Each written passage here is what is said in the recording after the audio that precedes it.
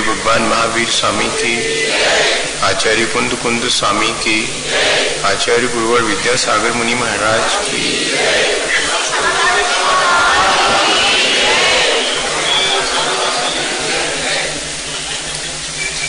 हम सभी लोग अपने जीवन को अच्छा बनाने के लिए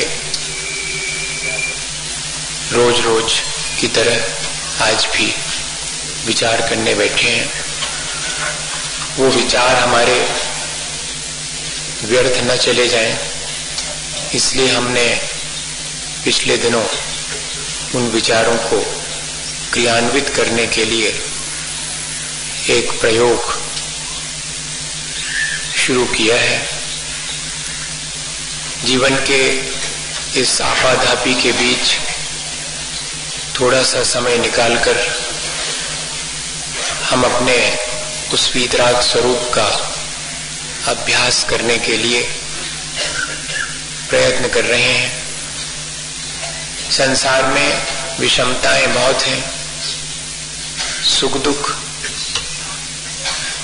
जय पराजय, लाभ हानि, शत्रु और मित्र, ये सब के सामने उपस्थित होती हैं स्थितियां। उन सब स्थितियों में कैसे साम्य भाव रखा जाए, कैसे समता रखी जाए, वास्तव में तो जो इसका अभ्यास करता है उसी का जीवन श्रेष्ठ बनता है, अच्छा बनता है। जो भी धर्म की क्रियाएं हैं वे सब भी इसी के लिए हैं कि मैं कैसे शांति और समता पूर्वक अपने जीवन को व्यतीत करूं और इस संसार से मुक्त हो सकूं। यह जो समता की साधना है, यह जो राग द्वेष के बीच वीतरागता के अनुभव की साधना है, उसे हम कैसे संपन्न करें, उससे क्या लाभ है, उसकी क्या प्रक्रिया है, हम क्या ऑब्जर्व करें उन क्षणों में जबकि हम इस प्रयोग से गुजरते हैं। हम अपने भीतर झांक करके देखें कि हमारे भीतर क्या क्या परिवर्तन हो रहे हैं। यही ऑब्जर्व करने की चीज है, यही उसके रिजल्ट्स हैं। कोई भी प्रयोग किया जाता है तो उस प्रयोग की क्या प्रोसेस है, ऑब्जर्व क्या करना है और कंक्लूजन रिजल्ट्स क्या आएंगे, ये तीन चीजें जानना बहुत अनिवार्य होता है। प्रोसीजर बहुत आसान सा है। हम 5 पापों का मन वचन काया से त्याग कर दें एक निश्चित समय के लिए। पूरी तरह से गृहस्थ जीवन में 5 पापों का त्याग तो करना संभव नहीं है, तब हम कुछ समय के लिए, घड़ी 2 घड़ी के लिए, और 5 पापों से विरक्त होकर, उदासीन होकर के और इस प्रक्रिया को शुरू करें। अपने मन, वाणी और शरीर के जो विचलन है, जो उसकी चंचलता है, उसे एकाग्र करने का प्रयत्न करें। शरीर को एक स्थान पर, एक आसन में बैठाने का अभ्यास पहले अनिवार्य है। वाणी को विश्राम देना ये दूसरा कदम है। समय एक निर्धारित कर लेना चाहिए और जिस चीज पर मुझे अपने मन को लगाए रखना है, एकाग्र करना है, वो भी हमारा फिक्स होना चाहिए।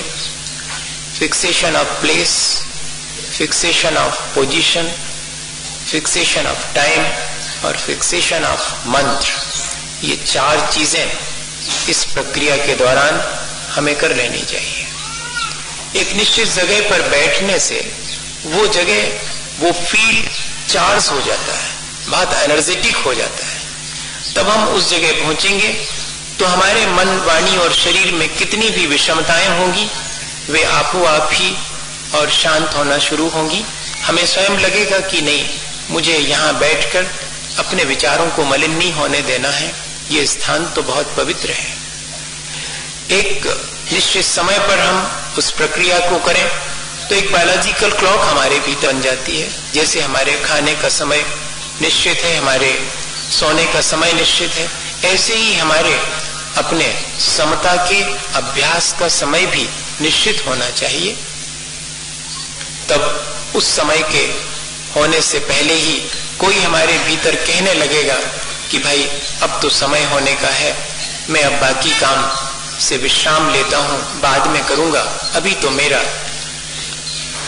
समता भाव धारण करने का समय हो गया है, मैं अब अपने समता भाव को धारण करने की अभ्यास करना शुरू करता हूं।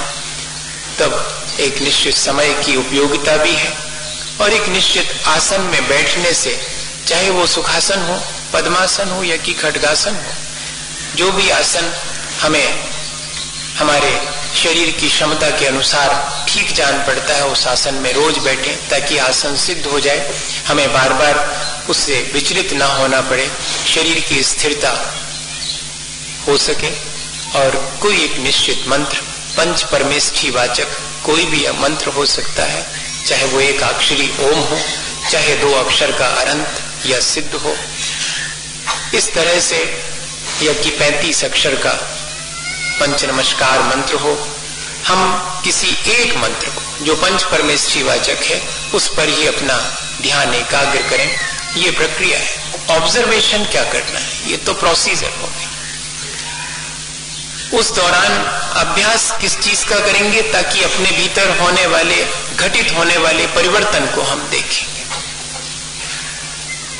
परिवर्तन जब तक घटित ना हो तब तक प्रक्रिया में संशोधन अनिवार्य है, क्योंकि जब प्रयोग करते हैं तो टीचर सामने बैठे रहते हैं, हम रेडिकल्स को मिक्स करते हैं और रिजल्ट्स प्रॉपर नहीं आता। ऑब्जर्व करो, वो कहते हैं कि ये गैस निकलना शुरू होगी या कि ये कलर चेंज हो जाएगा, इसमें नहीं हो रहा साहब कलर चेंज, रेडिकल चेंज करो, किस बोतल में से लिया था, ठीक ठीक डाला था कि नहीं डाला था, क्वांटिटी, ये सब करते हैं कि नहीं, क्योंकि ऑब्जर्वेशन देख रहे हैं कि ऐसा कुछ तो घटित हो ही नहीं रहा, तो फिर रिजल्ट्स कैसे ठीक ठीक आएंगे।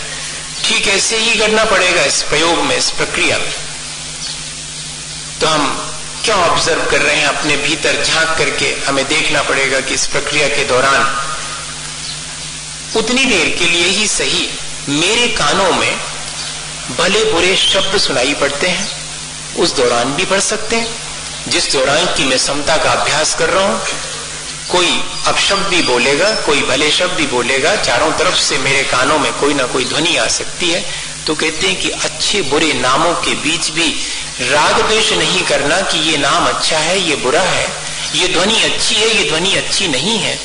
ये नाम सामायिक कहलाती है। उन क्षणों में हम अपने चारों तरफ होने वाली ध्वनि को लेकर के कोई राग द्वेष नहीं करेंगे, ये अभ्यास करें।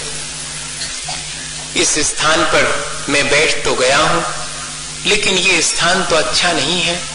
मैं जब वहां बैठता था तो वो स्थान बहुत अच्छा था, या कोई और स्थान अच्छा है, कोई और स्थान अच्छा नहीं है। यह स्थान को लेकर के मैं राग द्वेष न करूं उतनी देर, यह क्षेत्र सामायिक है, यह समय ठीक है, यह समय ठीक नहीं है। अभी तो बारिश के दिनों में सब तरफ कीचड़ कीचड़ हो जाती है, कुछ समझ में नहीं आता क्या करें। ठंड की ऋतु में भी भारी ठंड पड़ती है तो भी काम नहीं होता, गर्मी में पसीने पसीने हो जाते हैं, कोई भी समय ठीक नहीं है। हम समय को लेकर के, कालों को लेकर के अपने जीवन में फेवरेबल अच्छा समय है, अनफेवरेबल टाइम चल रहा है मेरा, इन सब बातों को लेकर के कोई राग द्वेष न करें उन क्षणों में। यही क्षेत्र सामायिक, यही काल सामायिक। क्या इस तरह हम उन क्षणों में अभ्यास, अभी हमने जबकि और कुछ भी शुरू नहीं किया है, अभी तो सिर्फ अपने को चारों तरफ के वातावरण के बीच में एडजस्ट कर रहे हैं। इस एडजस्टमेंट में 2-4 दिन लगेंगे, फिर इन सब से हम मुक्त हो जाएंगे, फिर ये सब चीजें हमें प्रभावित नहीं करेंगी। अभी तो ये सब चीजें, कोई आवाज आती है प्रभावित करती है, क्षेत्र प्रभावित करता है, काल प्रभावित करता है, मुझे ये सब चीजें प्रभावित ना करें, ये पहले मुझे अभ्यास करना पड़ेगा अपने जीवन में। ये झांक कर देखना पड़ेगा कि ये छोटी छोटी चीजें मेरी इस प्रक्रिया के दौरान मेरे ऊपर कैसा पॉजिटिव नेगेटिव इफेक्ट डाल रही हैं। अगर पॉजिटिव इफेक्ट है तो कोई हर्जा नहीं है, नेगेटिव इफेक्ट है तो मुझे उसको न्यूट्रल बनाना है ताकि वो इफेक्ट मेरे ऊपर ना पड़े। इसके लिए एक छोटा सा उदाहरण आपके दूं आचार्य महाराज के जीवन का, ताकि बात बहुत आसानी से अपन के समझ में आए। एक चीज और रह गई शायद, द्रव्य की अपेक्षा से भी जो हमने अपने शरीर पर उन क्षणों में धारण कर रखा है, या हमारे आसपास जो जो चीजें हमें दिखाई दे रही हैं, उन सब चीजों को लेकर के भी हम उन क्षणों में कोई राग द्वेष रूप विकल्प नहीं करेंगे। यह द्रव्य की अपेक्षा से सामायिक है। 6 प्रकार से हम इस चीज को कर सकते हैं, नाम, स्थापना, द्रव्य, क्षेत्र, काल और भाव की अपेक्षा से। वो एक जो अपने इन्हीं चीजों का, द्रव्य, क्षेत्र, काल, भाव, इन सब का हमारे ऊपर प्रभाव पड़ता है, नाम और स्थापना का भी प्रभाव पड़ता है। इस वजह से इन सब चीजों को लेकर होने वाले प्रभाव को हम देखें अपने भीतर कि ये सब मेरे अंदर राग द्वेष उत्पन्न करने वाली चीजें हैं, उनसे मैं अब प्रभावित रहूं, तब जाकर के फिर इस प्रक्रिया को हम ठीक ठीक शुरू कर पाएंगे, इसके रिजल्ट्स आना शुरू हो जाएंगे। अगर इतना भी हमने कर लिया, द्रव्य, क्षेत्र, काल, भाव, इन सब को हमने अपने जीवन में इनसे प्रभावित होने की साधना कर ली, तो बहुत बड़ी साधना होगी। तब फिर हमारे जीवन में क्या रिजल्ट्स आएंगे, इस पे अपन विचार करते हैं। वो एक छोटी सी घटना जो आचार्य महाराज की बड़ी प्रेरणादायक है कि हम कैसे वातावरण के बीच और अपने आप को इस तरह से अभ्यस्त कर लें कि वो वातावरण हमें प्रभावित ना कर सके और हम आसानी से अपने उस वीतराग भाव को मेंटेन कर सकें, बनाए रख सकें। वरना अपन लोगों के लिए मुश्किल होती है कि परिस्थितियां हमें और बाध्य कर देती हैं, मजबूर कर देती हैं कि हमारे विचार कलुषित हो जाते हैं, राग द्वेष से युक्त हो जाते हैं। इससे हम अप्रभावित रहे। द्रोणगिर में 1978 में या 79 में, जनवरी फरवरी 79 होना चाहिए, या मैं थोड़ा सा एकदम कंफर्म नहीं बता पा रहा हूँ, इसी सन की बात है जब गजरत हुआ था द्रोणगिर में। तो आचार्य महाराज के सानिध्य में वो गजरत हुआ। हम लोग तो इन दिनों वो गजरत देखने गए थे, आचार्य महाराज के दर्शन का भी लाभ मिलेगा ऐसा सोच के। बहुत भीड़ थी, आचार्य महाराज छत पर बैठे हुए हैं, लोग आ जा रहे हैं, दर्शन करते हुए निकलते चले जा रहे हैं। इतनी भीड़ के बीच भी आचार्य महाराज अपने लेखन, चिंतन, मनन के कार्य में लगे हुए हैं। वहां पर साहू जी के परिवार से और अशोक जी आए हुए थे, अशोक जी साहू। उनका बड़ा मन था कि आचार्य महाराज से 2 बातें करने का सौभाग्य मिले, क्योंकि एक यही महाराज हैं जो अपनी तरफ से किसी से कोई बात नहीं करते हैं, कोई इनसे करना भी चाहे तो ज्यादा इंटरेस्ट नहीं लेते हैं। तो अब कैसे करें, बात करने का क्या उपाय हो सकता है? तो जो आचार्य महाराज के निकट थे उन लोगों से पूछा कि महाराज से बात करने का क्या उपाय है? तो बोले आप तो जाके बैठ जाइएगा पास में और एक ही निवेदन करिए कि भगवान आपकी कृपा हो तो कुछ नियम वगैरह लेना चाहता हूं अपने जीवन में। तो फिर जरूर आचार्य श्री आपकी तरफ देखेंगे, फोकट की चर्चा नहीं करेंगे आपसे कि आप चले जाओ कि काय महाराज कैसो है स्वास्थ्य। अब वैसे जब हमने कोटा में देखो तो जब से तो अब आपको स्वास्थ्य थोड़ा कमजोर सो लग रहा है, पानी तेतर को सूट करना हुई है आपको, बहुत चलने पड़ो उज्जैन से तक 300 किलोमीटर। अब कछू तो कहो, अब क्या बात करें, कछू हो बात करवे की तो करे। तो ऐसी बातें करने लगता व्यक्ति। आचार्य श्री तो उनके पास तो इतना आप कर ही नहीं सकते। तो उन्होंने सोचा कि ठीक है चलते हैं अपन। पहुंचे आचार्य श्री के पास, जाके बैठ गए और कहा कि महाराज कुछ नियम लेने चाहता हूं आपसे। तो आचार्य महाराज ने अपने लेखन के दौरान धीरे से आंख उठा के देखा और फिर अपने काम में लग गए। परीक्षा तो करना पड़ेगी, कि आप ऐसे ही, नहीं तो ये भी एक बहाना है नियम लेने का, उस बहाने आप हमसे बात करना चाह रहे हो। हाँ, अगर वास्तव में आपके मन में जिज्ञासा है और लेना ही चाहते हैं तो कुछ थोड़ा सा वेट भी करना पड़ेगा, आपको इंतजार करना पड़ेगा। अपन चाहते हैं कि हमारे अनुसार हम पहुंचे और बस सीधा सीधा काम हमारा होए, तो वैसा नहीं है आचार्य श्री के पास। बैठ गए वो, आप 10 मिनट 15 मिनट बड़ा धैर्य रख के बैठे रहे। फिर से कहा कि महाराज आपकी कृपा हो जाए तो थोड़ा नियम वगैरह लेना चाहता हूं। अब देखा आचार्य श्री ने कि भीड़ भाड़ के बीच भी ये आराम से बैठे हुए हैं, 15-20 मिनट से देख रहा हूं। दूसरी बार फिर निवेदन किया है तो फिर बोले अच्छा, बस इतना ही तो बोलते हैं, अच्छा मतलब क्या लेना है बोलो। तो महाराज नियम तो लेना ही है, एक बात भी पूछना है आपसे। अब जब बोल ही पड़े हैं तो आचार्य श्री भी जोर से हंसे कि समझ तो हम गए थे कि आपको नियम तो लेना नहीं, हमसे बात करनी है। बोले नहीं महाराज, और घर गृहस्थी की कोई बात नहीं करनी, आपसे तो सिर्फ ये पूछना है कि इतनी सारी भीड़ भाड़ के बीच भी आपके चिंतन मनन अध्ययन में कोई भी प्रभाव नहीं पड़ता, आप निरंतर उसमें लगे हुए हैं, ऐसा कैसे कर लेते हैं, ये पूछना। और नियम तो लूंगा मैं, ऐसा नहीं समझना आप, नियम तो लेना ही मुझे।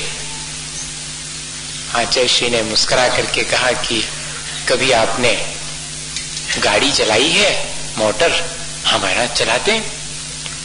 तो जब मोटर चलाते समय घाटी आ जाती है, उतार आ जाता है, तो आप क्या करते हैं? बोले कुछ नहीं महाराज, पेट्रोल बचाने के लिए न्यूट्रल में डाल देते हैं गाड़ी, तो फिर चलती रहती वो, और पेट्रोल का खर्चा भी नहीं होता। बोले बस जैसे आप घाटी आ जाती है तो अपनी गाड़ी न्यूट्रल में डाल देते हैं, ऐसे ही ज्यादा भीड़ भाड़ होती तो हम भी अपनी गाड़ी न्यूट्रल में डाल देते।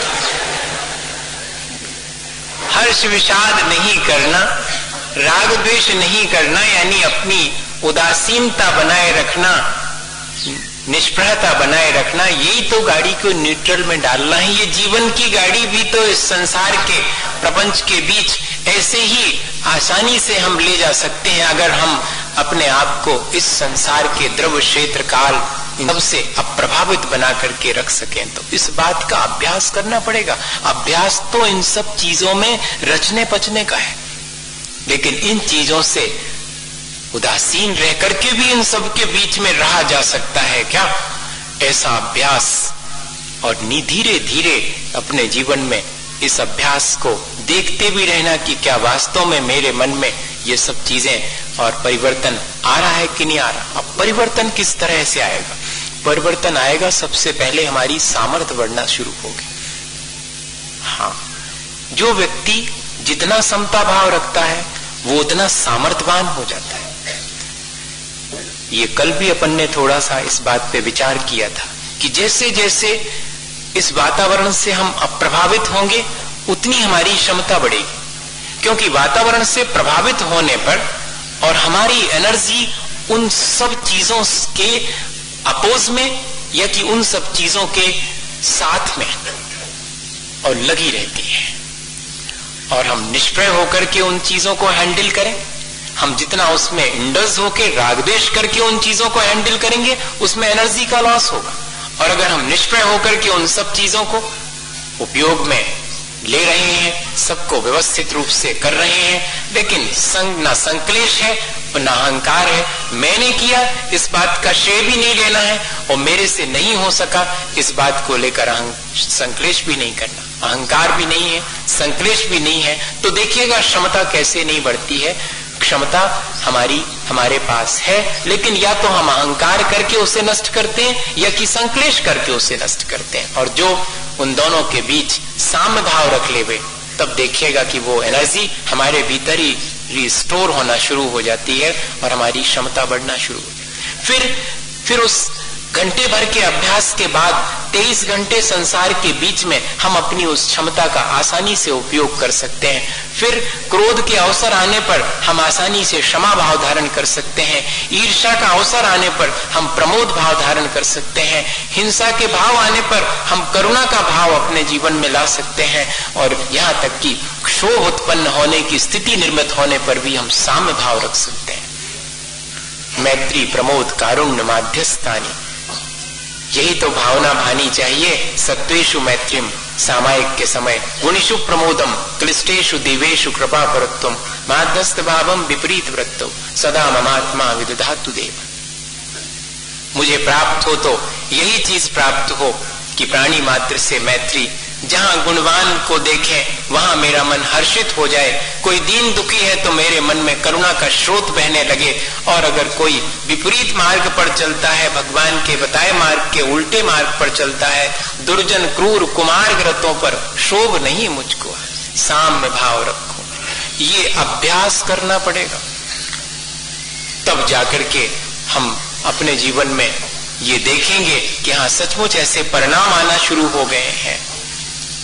उपलब्धि यही कहलाएगी। इसी का नाम है क्षमता का बढ़ जाना। और दूसरा, हम अपने आप को देखने की प्रवृत्ति बनाएं, अपने आप को देखने की। अभी तो हम दूसरे के संदर्भ में अपने को देखते हैं, या अपने के संदर्भ में दूसरे को देखते हैं। अब अपने संदर्भ में अपने आप को देखें।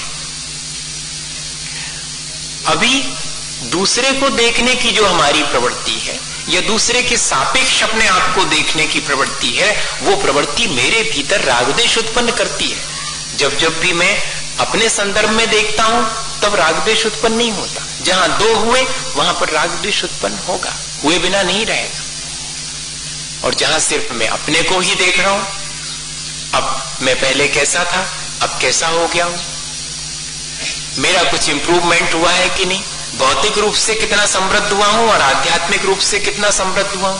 अभी तो मैं ये देखता हूं कि कोई भौतिक रूप से कितना समृद्ध हो गया है और उसकी समृद्धि मेरे मन में ईर्ष्या उत्पन्न करती है। अब मैं सिर्फ ये देख रहा हूं कि मैं पहले भौतिक रूप से इस तरह से समृद्ध था, आज मेरे पास भौतिकताएं बहुत बढ़ गई हैं, लेकिन उन भौतिकताओं के बढ़ जाने से मुझे क्या लाभ क्या मिला? थोड़ी सी सुख सुविधा मेरी बढ़ गई है, बाकी और तो कोई लाभ नहीं मिला। तो फिर मुझे अहंकार आ ही नहीं सकता। दूसरे की भौतिक समृद्धि देखकर मुझे विषाद नहीं होगा। अपनी भौतिक समृद्धि खुद अगर बढ़ती चली जाती है तो अहंकार भी नहीं होगा। दोनों ही चीजें हो गई। मुझे तो वही करना था। मैं अपने संदर्भ में अपने आप को देखूं, मैं दूसरे के संदर्भ में देखता हूं तो सिवाय द्वेष, ईर्ष्या या कि राग, अगर कोई मेरा हितैषी है, भला है और उसकी समृद्धि होती तो मैं रागान्वित होकर के उसमें हर्ष कर लेता हूं कि देखा मैंने इस तरह से किया था, इस वजह से ये सब ऐसा हुआ है। ये सारे हमारे जीवन में चलने वाले हर्ष विषाद हैं भैया। उन हर्ष विषाद के बीच साम्य भाव की साधना करना, वीतरागता की साधना करना, इसके लिए तो ऐसे ही धीरे धीरे करके अभ्यास करना पड़ेगा। आचार्य ज्ञान सागर जी महाराज ने, आचार्य महाराज बताते हैं, हमने तो आचार्य ज्ञान सागर महाराज के दर्शन करने का सौभाग्य नहीं मिला। आचार्य श्री ने हम लोगों को जो संस्मरण सुनाए, उसमें एक संस्मरण सुनाया था कि जब आचार्य महाराज ने दीक्षा दी, मुनि दीक्षा आचार्य श्री को सन 1968 में, तब उस समय उपदेश दिया था। क्या उपदेश दिया? गृहस्थ के लिए आवश्यक है कि वो हमेशा भौतिक समृद्धि में अपने से कम वाले की तरफ देखे।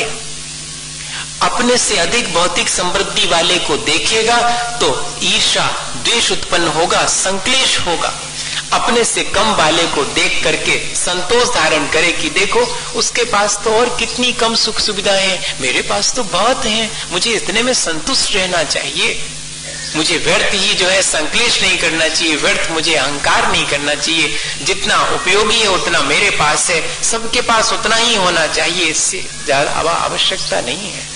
ऐसा भाव आए। और मुनि महाराज के लिए, एक साधक के लिए, साधना करने वाले के लिए हमेशा अपने से अधिक आध्यात्मिक विकास वाले व्यक्ति की तरफ देखना चाहिए, ताकि अपने आध्यात्मिक विकास की बात मन के भीतर बनी रहे। अगर कोई साधक अपने से कम साधना वाले की तरफ देख करके संतुष्ट हो जाएगा तो उसका तो आगे बढ़ने का मार्ग ही रुक जाएगा।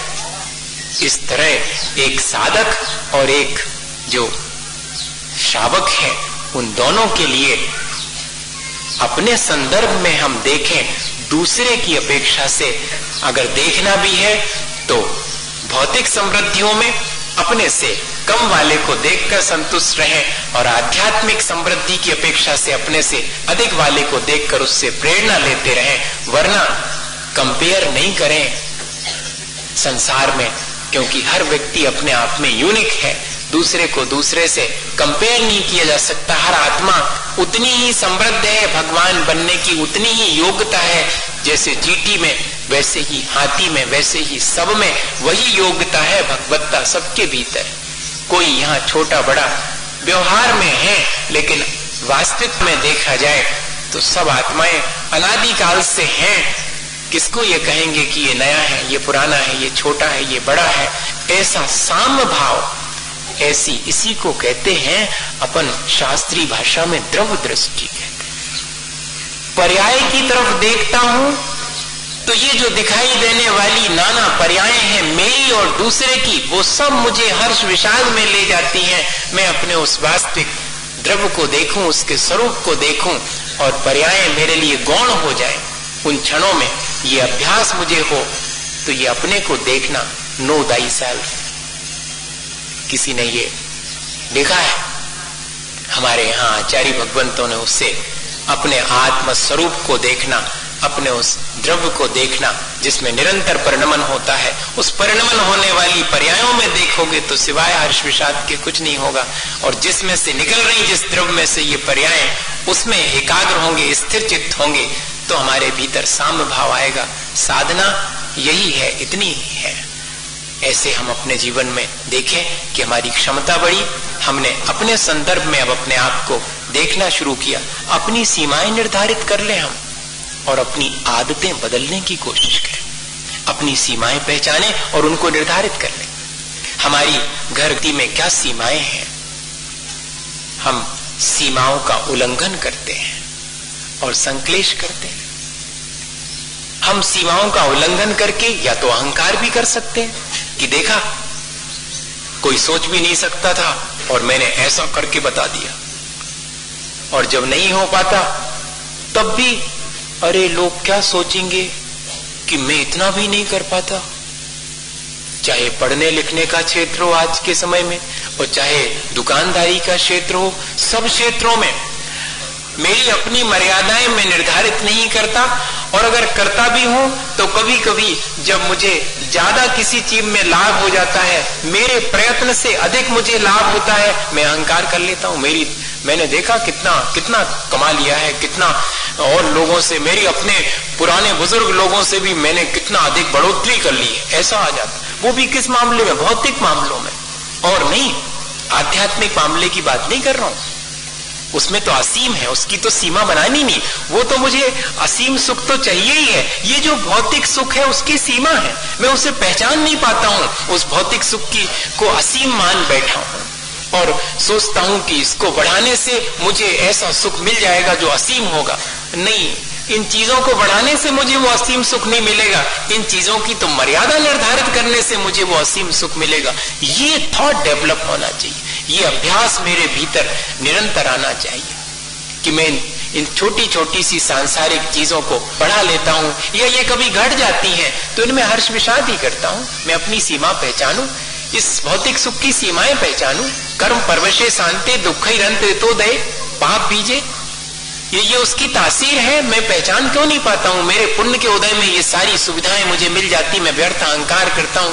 मेरे पाप के उदय में ये सारी सुविधाएं मेरे से क्षण भर के अंदर छिन सकती हैं, छिन भी जाती हैं, तब मैं व्यर्थ ही संक्लेश करता हूं। अरे ये तो पाप पुण्य का खेल है, इस खेल में हर्ष विषाद क्या करना है? इससे तो गुजर के देखना है आसानी के साथ, समता के साथ। ये अभ्यास करना पड़ेगा। ऐसे नहीं आएगा, कहने में जितना आसान है करने में उतना ही कठिन है। हाँ, ये बता रहा हूं आपको। नहीं तो आप ये सोचो कि बढ़िया महाराज को तो बिल्कुल ऐसे बता रहे हैं, बिल्कुल हो ही गया, समझ लो। ऐसे नहीं होने वाला। कोई जिंदगी लग जाएंगी, लेकिन मन में बात तो बनी रहे कि मुझे करना ये है। अभी एकदम थोड़ी हो जाएगा। अभी को यहीं से निकले और किसी का धक्का लग जाए तो सब समता सब खत्म हो जाए।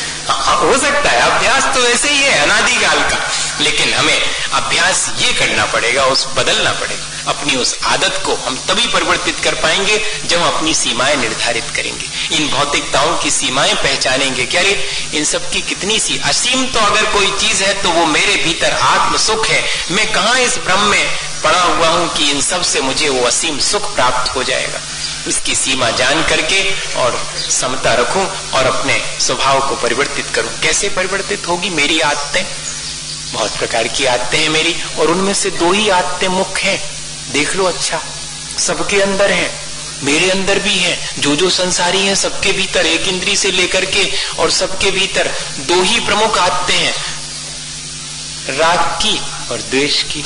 बताओ, तीसरी है कोई? सब इसी में आ गई। 4 संज्ञाओं की अपेक्षा से कहें तो वे भी राग द्वेष रूप ही है। आहार संज्ञा है, भय संज्ञा है, मैथुन संज्ञा है, परिग्रह संज्ञा है, राग द्वेष रूप ही है। यही इच्छाएं मुझे 24 घंटे घेरे रहती हैं। और इसके अलावा 5वीं चीज कौन सी है बताइए?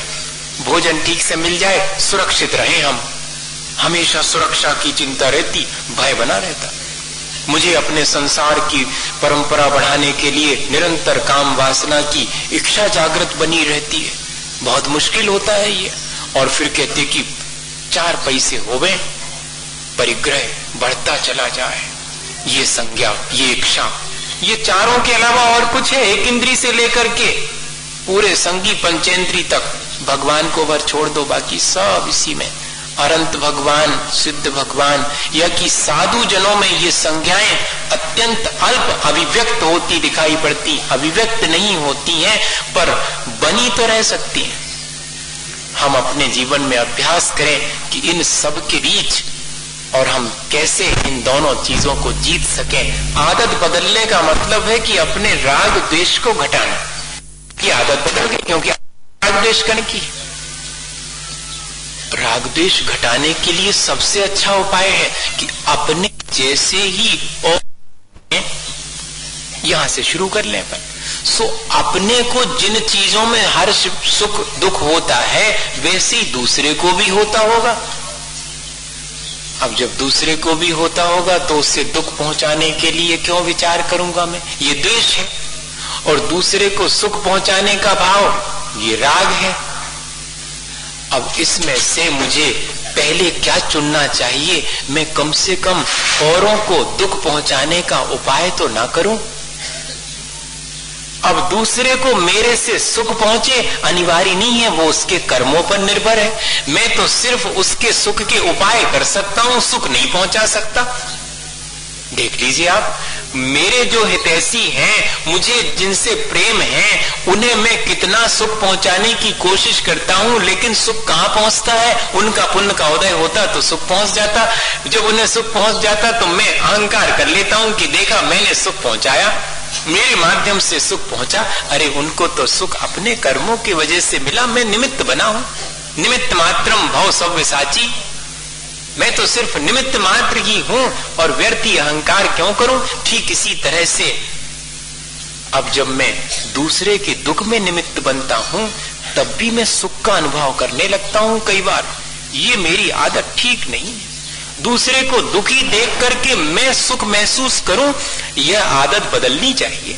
और ये मेरी बहुत खराब आदत है। सबके भीतर है वो आदत। भले ही अपन कहते हैं कि नहीं ऐसी थोड़ी हमारे भीतर है, लेकिन है तो तभी तो दूसरे का सुख देख करके रहा नहीं जाता, अपना बढ़ाने की इच्छा हो जाती कि नहीं। दूसरे के भौतिक सुख देखकर अपने बढ़ाने की इच्छा होना मतलब क्या है? सहन नहीं कर पाए। दूसरे को बड़ो मकान देख के सहन नहीं कर पाए, जब प्लानिंग करी कि अपनों तो इनसे जब तक 1 इंची ऊपर ऊंचो न हो जाए जब तक शांति से न बैठ। जी क्या चीज है? हमें कोई से द्वेष नहीं है। द्वेष नहीं है तो जो उपद्रव काय कर रहे हैं जी? द्वेष कई तो प्रकार है और क्या है? यही उपद्रव। ऐसा भाव आ जाता अपने भीतर, दूसरे के सुख में हमें कहीं ना कहीं दुख महसूस होता है। दूसरे के दुख में हमें थोड़ा दुख लगे तो हमारे अंदर दया और करुणा का भाव आए बिना नहीं रहेगा। ये आदत बदल गई। दूसरे का दुख भी मुझे दुख लगने लगे। अभी तो दूसरे का सुख भी सुख नहीं लगता, दूसरे का दुख भी दुख नहीं लगता, बल्कि दूसरे के दुख में सुख महसूस करता हूं और दूसरे के सुख में दुख महसूस करता हूं। बताइए, इस आदत को बदलना चाहिए। इस आदत को बदलने का एक छोटा सा उदाहरण देता हूं, फिर अपन आगे बैठेंगे, फिर बात करेंगे। नहीं तो बहुत सारा समय हो गया, 2 मिनट के बाद तो फिर पूरे ही 55 हो जाएंगे। कल से जो है आप 8 बजे से भैया जी से पहले कुछ बातें समझेंगे, फिर बाद में 8:30 बजे से मैं आपके बीच रहूंगा। बस फिर उसके बाद में दिन भर आपसे नहीं बोलूंगा। हाँ, फिर आपको अपना अध्ययन, चिंतन, मनन स्वयं करना है। ये प्रयोग है कि दोपहर में भी आपको अध्ययन कराया जाएगा, उससे चिंतन मनन करना। अध्ययन अकेले करके परीक्षा पास कर लेने के लिए नहीं पढ़ रहे हैं अपन, ताकि उस अध्ययन से मेरे अंदर का अज्ञान हटे, मेरी आसक्ति घटे। दोनों चीजें घटेंगी तो ही ज्ञान का फल है कहना चाहिए। और तीसरा फल है कि परस्पर प्रीति जायते, सबके प्रति प्रेम भाव जागृत हो जावे। ये 3 ही फल है, अज्ञान हानिर, राग द्वेष हानिर, परस्पर मैत्री। ये ज्ञान के फल हैं, उसके लिए अपन ये अभ्यास कर रहे हैं। और ये हमारा वाला प्रयोग तो रोज चलता रहेगा भैया, समता की साधना और साथ में ज्ञान का अभ्यास। काहे के लिए? ताकि मेरा जीवन अच्छा बन सके। इसके लिए वो छोटी सी घटना, नामदेव हुए हैं एक संत, प्रसिद्ध हुए हैं, उनके जीवन की बचपन की घटना है। वो 10-12 साल के थे, उनकी माँ को कोई चर्म रोग हो गया, तो उसमें किसी वैद्य ने उनको एक वृक्ष की छाल का काढ़ा पीना और उसी को घिस करके उस पे मलहम लगाना, ये बता दिया। तो नामदेव से माँ ने कहा कि जाओ बेटा और वृक्ष से छाल तो ले आओ औषधि के लिए। नामदेव तो ने कहा कि लाओ माँ, ले आता हूं। तो छोटी सी कुल्हाड़ी ले ली, उसी से तो निकालेंगे छाल को। तो जब पेड़ के पास पहुंच करके उस पर कुल्हाड़ी चलाने के लिए, छाल निकालने के लिए हुए, तो 1-2 चोट की उस पर, तो मन में विचार आया कि इस पेड़ में भी तो जीवन है, इसे क्या मेरे जैसा ही कष्ट होता होगा? इसे कैसा कष्ट होता होगा जब मैं इसके ऊपर की छाल निकाल रहा हूं? अब मैं कैसे जानूं? ये तो बोलता नहीं है कि इसे कैसा कष्ट होता है। जानने का एक ही उपाय है, मैं भी इस छाल को निकाल के देखूं। ये भी तो मेरे शरीर पर चढ़ी हुई खाल भी तो छाल के समान ही है। मैं इसे निकाल के देखूं तो शायद मालूम पड़ेगा कि इसे कैसा दुख होता है। तो बस किसी से क्या पूछना, अपने जो है और पैर में से धीरे धीरे उसी कुल्हाड़ी से छीलना शुरू कर दिया। अब थोड़ा सा छीला जब, तो बहुत वेदना हुई, सारा पैर लहूलुहान हो गया। बात समझ में आ गई, छाल तो नहीं ली और चुपचाप धोती तो पूरी खून से लिप्त हो गई, पैर भी, लेकिन चेहरे पर अत्यंत शांत भाव है। अत्यंत शांत भाव से और घर वापस लौटे। माँ तो देखते ही साथ चिंता में पड़ गई, व्यथित हो गई। क्या हुआ, इतना कैसे लग गई, किसने चोट कर पहुंचा दी, कहीं गिर गए क्या? छाल नहीं लाए तो कोई बात नहीं, हुआ क्या ये तो बताओ। तब भी शांत है।